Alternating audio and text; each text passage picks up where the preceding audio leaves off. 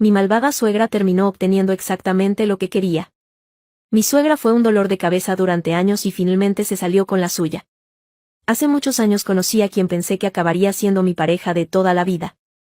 Salimos por un tiempo antes de que él hiciera la propuesta y, aunque solo habían pasado 6 meses, todo parecía estar bien y seguí adelante y acepté su propuesta. En ese momento, nunca había conocido a su madre y se debía principalmente a la distancia.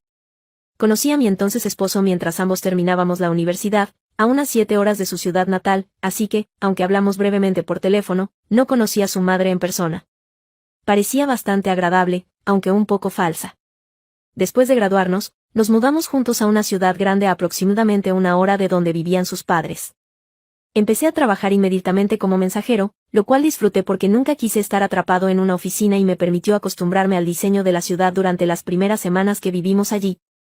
Me enviaban a llevar documentos entre oficinas legales, consultorios médicos, donde fuera necesario y un día uno de los repartidores me llevó a un barrio exclusivo para entregar un paquete de trámites a un abogado.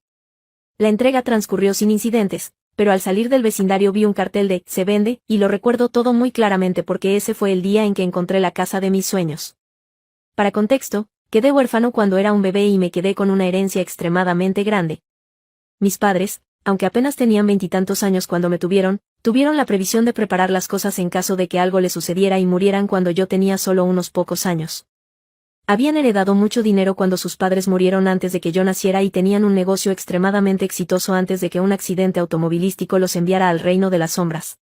En pocas palabras, no tendría que trabajar ni un día de mi vida si no quisiera. Mi universidad estaba pagada, no tenía ni un solo dólar de deuda y cada mes me daban lo suficiente para vivir mediante un depósito automático. Pero en ese momento la mayoría de mis fondos estaban encerrados en fideicomisos hasta que cumplí los 30, momento en el que recibiría todo.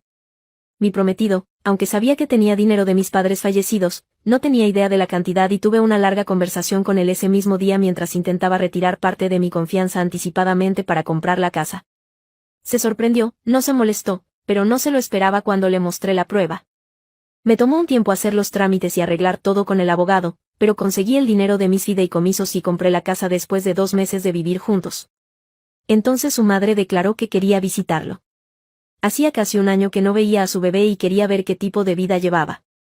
Acordamos encargarnos de conducirla y recogerla para ir a cenar a nuestra ciudad. Su madre, aunque agradable y de voz suave por teléfono, resultó ser una charlatana cuando fuimos a recogerla. Ella habló efusivamente de lo bonita que era, de que su hijo finalmente había encontrado a alguien aceptable y que no podía esperar a ver la linda y pequeña casa que habíamos comprado. Fue un largo viaje mientras ella hablaba y hablaba de las cosas que mi prometido había hecho cuando era niño, las cosas que ella esperaba que él pudiera lograr, los sueños que sabía que él tenía. Fue un poco incómodo, apenas dije una palabra y mi prometido parecía querer que la tierra se lo tragara, pero permaneció en silencio mientras nos conducía. La cena fue agradable, ella estuvo callada la mitad del tiempo mientras comíamos e hicimos una conversación educada en un restaurante exclusivo.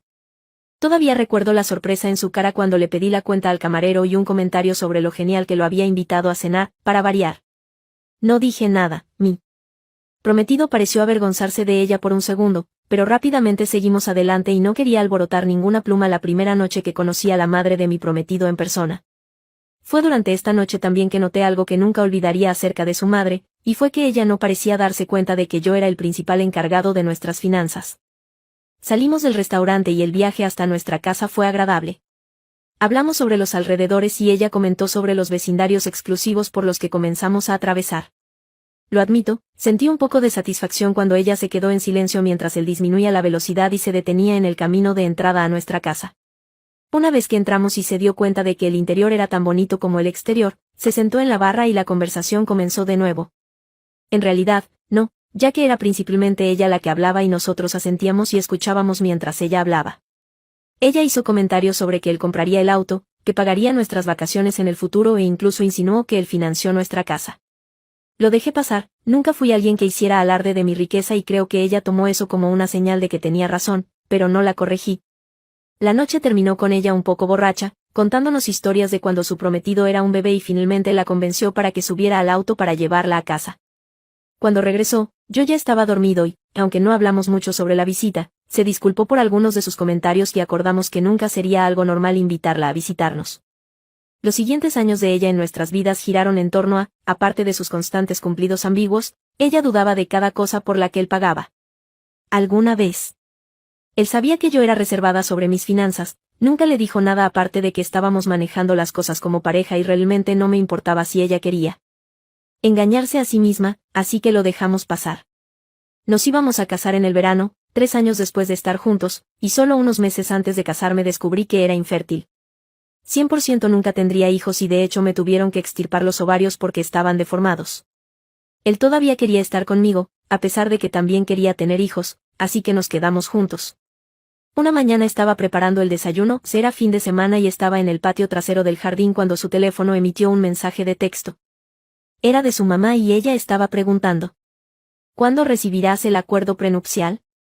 Me sorprendió por decirlo menos y cuando lo interrogué, él también estaba visiblemente sorprendido de que ella hubiera mencionado algo. No habíamos hablado de ninguno, no tenía intención de dejarlo nunca mientras siguiera siendo el hombre del que me enamoraba y no tuviera dinero que él supiera que necesitara protección. Él la llamó, no le dijo que yo estaba en la habitación y fue como si fuera una mujer completamente diferente. No estaba hablando por el altavoz, pero aún podía escuchar su volumen cuando proclamó que quería su dinero. Él apenas podía hablar mientras ella despotricaba diciendo que me había comprado una casa y autos y me había dado toneladas de dinero para vivir y ella le exigió que protegiera el dinero de la familia en caso de que nos divorciáramos. Finalmente la sacó del teléfono y le gritó que nuestras finanzas no eran asunto suyo y que él se manejaría como mejor le pareciera. Sin embargo, no se detuvo, todos los días durante la siguiente semana ella lo acosó y acosó para que protegiera su futuro, en caso de que decidiera tomar todo y dejarlo en la estacada. Todo empeoró aún más cuando su madre descubrió que yo era estéril. Ni siquiera sé cómo se enteró, ya que mi marido y yo éramos los únicos que lo sabíamos, y él nunca se lo dijo. De la nada, ella comenzó a incluir en sus diatribas virulentas que yo me estaba volviendo infértil. Intencionalmente para poder quedarme con todo el dinero y no tener que compartirlo con futuros hijos. Dolía, podía verlo doler y nunca lo había visto tan furioso con alguien. Esa llamada telefónica en particular terminó con él gritando que no quería volver a saber de ella nunca más y ella gimiendo que lo estaba alejando de él y de todo lo demás. La parte 2 estará disponible pronto. Segunda parte. Para decirlo suavemente, ya había terminado con sus travesuras y ella no fue invitada a la boda. Mi prometido se lo explicó al resto de su familia, omitiendo cualquier mención de mi riqueza y todos se volvieron contra ella por las cosas que había dicho y hecho. Conocí al resto de su familia poco a poco a lo largo de los años y les agradaba a todos, su madre parecía ser la única que tenía un problema. Cuando nos casamos, pasó poco más de un mes después de lo que queríamos originalmente, pero les dijimos a todos que nos demoramos un poco en la reserva del lugar. Su madre no asistió, pero el resto de su familia sí y todos estaban felices por nosotros. Pasamos unos años felices juntos sin apenas tener noticias de su madre. Sin embargo, a medida que nos acercábamos a los 30, me sentí cada vez más conforme con no tener hijos, mientras que mi marido quería una pareja. Recibimos asesoramiento, hablamos sin cesar y, después de unos meses desgarradores de seguir la línea, decidimos amistosamente divorciarnos. Él quería tener hijos y yo no, simplemente no había forma de ceder en eso. Lo anunciamos juntos a su familia, todos derramaron muchas lágrimas, pero en general fue probablemente uno de los divorcios más pacíficos que jamás hayas visto. Solo le tomó 2 días a su madre aparecer en mi puerta. Con el alguacil. Mientras mi esposo estaba en el trabajo. Me quedé estupefacto. Cuando abrí la puerta, tenía los ojos muy abiertos y no tenía idea de qué hacer, pero el sheriff dio un paso adelante y me entregó un trozo de papel. Debo admitir que cuando leí la letra en negrita en la parte superior mientras ella me miraba con aire de suficiencia, terminé riéndome a carcajadas. Casi me doblé y me reí tan fuerte que el pobre oficial probablemente pensó que estaba loco por un segundo. La miré, todavía riendo mientras ella parecía enojada y confundida y se dirigió a ella directamente por primera vez en casi medio año. Suegra, ¿en serio estás intentando desalojarme de mi propia casa? Así es, ella me había entregado un aviso de desalojo. Se lo devolví al sheriff y le pedí que se quedara donde estaba y cerrara la puerta antes de que ella pudiera responder. No sé qué dijo, pero sus lamentos se pudieron escuchar fuerte y claramente mientras caminaba por la casa hacia mi oficina. Cuando volví a salir, le entregué al sheriff la escritura de mi casa y él la revisó mientras ella miraba por encima de su hombro. El sheriff no pareció divertido mientras la miraba varias veces. En mi condado, en ese momento, era necesario que un agente de la ley firmara que se había entregado un aviso de desalojo en persona antes de poder llevar a un inquilino a los tribunales para desalojarlo por completo. Básicamente, lo que sea que ella pensara que estaba haciendo, lo que en realidad estaba haciendo era hacerle perder el tiempo a este tipo con cualquier mentira que le dijera para traerlo aquí. Él me devuelve la escritura, rompe el aviso de desalojo por la mitad y comienza a preguntarle por qué cree que puede desalojar al propietario de su propia casa. Necesitas salir. Sal de la casa de mi hijo. Ella me gritó eso y otras cosas incoherentes y puse los ojos en blanco, casi divertido todavía, y entré mientras el sheriff comenzaba a hablarle en voz baja.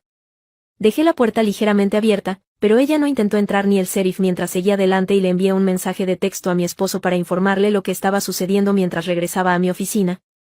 Cuando salí una vez más, el sheriff tenía la expresión de alguien que había terminado por completo, pero yo también, y ya había decidido quemar este último puente.